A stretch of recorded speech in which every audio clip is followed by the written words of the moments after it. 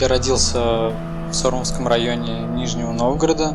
Это район, грубо говоря, в часе езды от центра города. Детство самое обычное, ничем не примечательное. Только с того момента, как я начал ходить в школу, родители подметили, что есть какие-то задатки, потенциал, связанный с выразительным чтением, например, стихов. Заметили, что есть что-то творческое, и насколько могли, старались на это благотворно повлиять. Я нахожусь сейчас в Нижнем Новгороде, но находился в нем не всю жизнь, и я очень хорошо отношусь, в принципе, к смене обстановки. Считаю, что она нужна практически регулярно, только смотря на какой основе. Кто-то любит съездить на выходные в другой город, а кто-то любит каждые несколько лет переезжать в новый город. Я прожил около 5 лет в Республике Башкирия. Это вообще оказался другой мир с другими людьми, с другим отношением к вещам. До этого я посещал разные города, которые находятся рядом с моим родным. Саранск, Москва, Санкт-Петербург. Все это произошло уже на почве рисования. Я положительно отношусь вообще к тому, чтобы когда-нибудь покинуть город, в котором я родился и в котором сейчас продолжаю жить. Я не привязываю себя к какой-то определенной одной точке. Ничего не вижу плохого в том, чтобы поменять место дислокации и менять его до тех пор, пока я не устану от этого, так как это тоже освежает твой мозг и добавляет много новых моментов, расширяет твой кругозор в общем.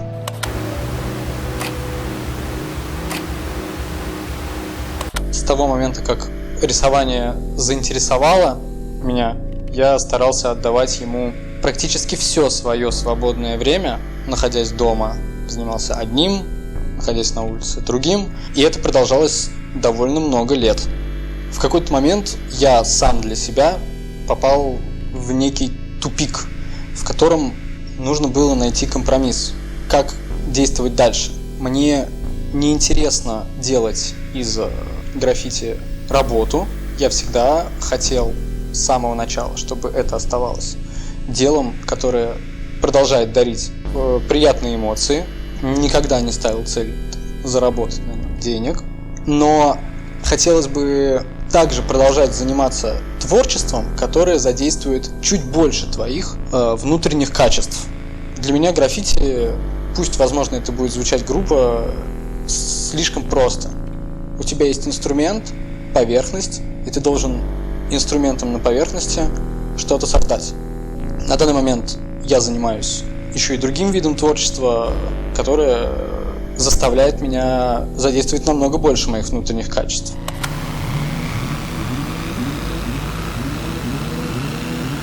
Я правда считаю себя человеком очень социальным. Не могу, в принципе, находиться без людей долгое время. Коммуникабелен, открыт. Но есть одна черта, которая идет в противовес. Я довольно быстро устаю от людей. И так или иначе мне очень нужно эти силы и энергию свою восстанавливать, потому что я люблю ее отдавать. Я делаю это, когда езжу долго из своего района в центр в маршрутке, слушаю музыку.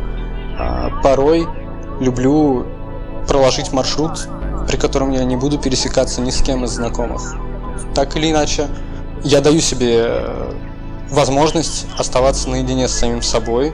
То же самое рисование, если речь идет там о студийной практике, да, либо я сижу дома и просто скетчу.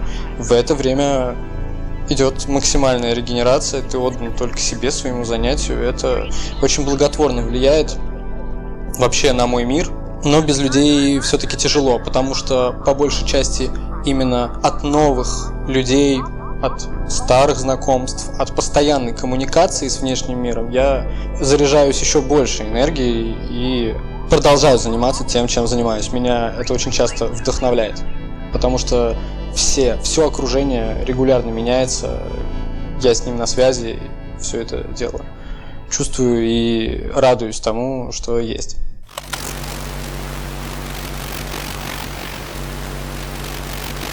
Если говорить о каких-либо препятствиях на моем творческом пути, первое, с чем я столкнулся, когда увлекся рисованием, это когда из-за твоих внешних показателей, люди же любят судить по одежке, тебя не принимают.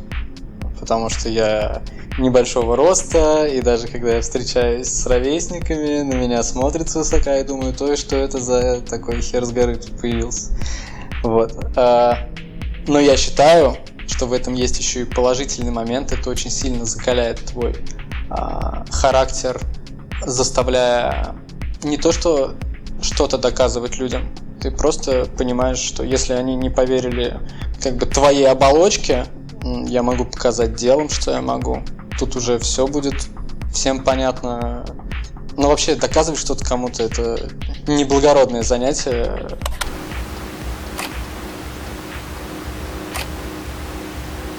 Меня, я думаю, как и любого человека творческого, не раз посещали мысли о том, чтобы прекратить заниматься тем, чем ты занимаешься. Происходит внутренний диалог, но, если честно, я до сих пор не могу представить себя человеком не рисующим. В начальной школе я уже пытался рисовать буквы, только потом узнал, что это еще и на улице делать можно. Безумно нравится это. Я никогда не думал о таких вещах, как что будет, когда это все закончится, и вообще закончу ли я заниматься творчеством. Не допускаю таких мыслей, нет. Думаю, если бы в моей жизни не было творчества, я бы был очень выгодным своему государству винтиком, который бы много работал, отдавал свой ресурс на благо и был бы ничем не примечательным, наверное, без особых интересов, с очень обычными задачами и очень стандартными мечтами.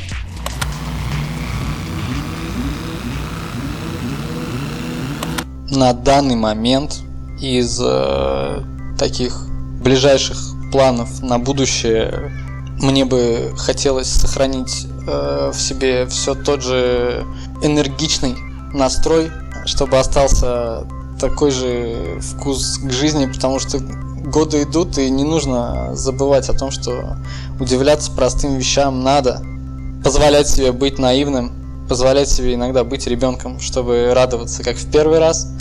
Мне бы очень хотелось не потерять вот это ощущение.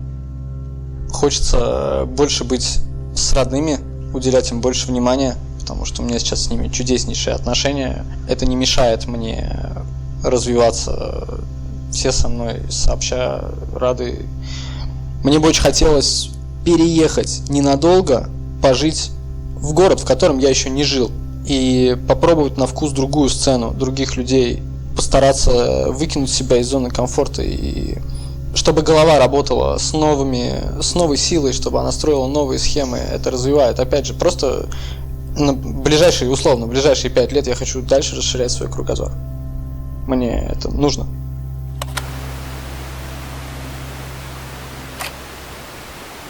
Мне бы очень хотелось изменить в себе отношение к труду, быть более трудолюбивым. Я понимаю важность труда, но при этом всем позволяю себе отлынивать. Я ленив, порой не пунктуален, но это компенсируется. Опаздываю я реже, чем ленюсь. Мне бы хотелось избавиться от свойственных практически каждому страхов.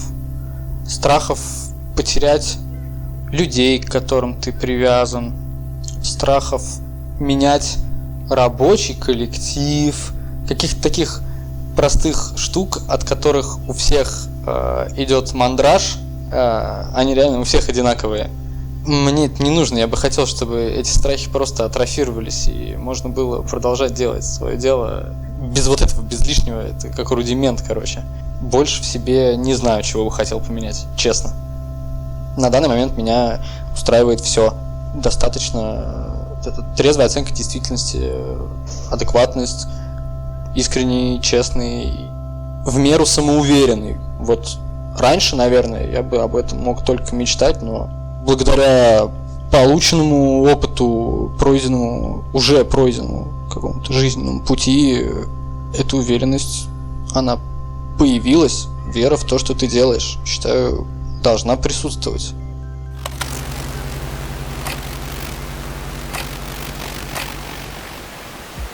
Я попал на граффити-фестиваль, но история завязана вообще не на граффити.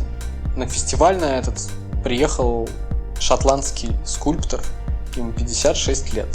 И девушка, которая была его переводчиком, оказалась подругой друзей.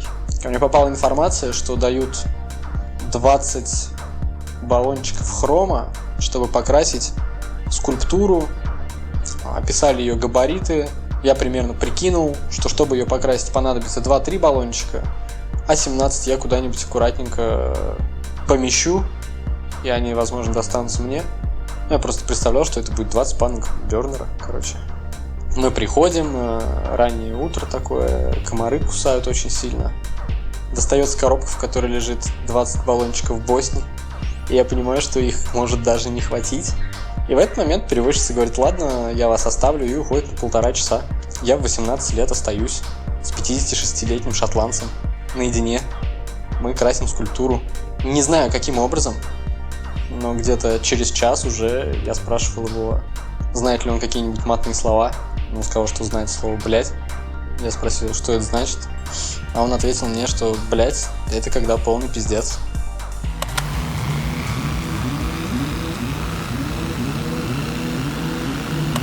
Когда речь заходит о проблемах современного общества, мне сразу на ум приходит мысль о том, что нас очень сильно испортила доступность информации, ее обилие, ее перенасыщение информационного поля. Человеку теперь не нужно вообще делать ничего для того, чтобы узнать и разобраться в чем-то.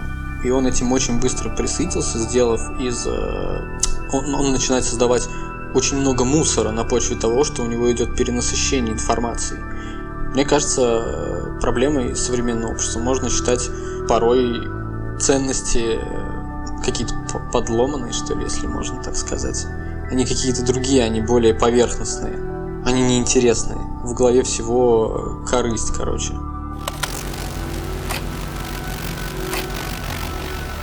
Смерть такая штука, неизбежность, которую просто нужно принять.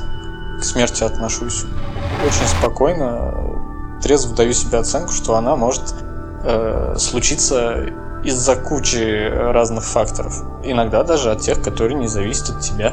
Спокойно к смерти отношусь. Но если я не могу ее избежать, что, я буду всю жизнь ее бояться, что ли? Так что думаю, что со смертью у нас вопрос решенный. И отношения более-менее спокойные, адекватные.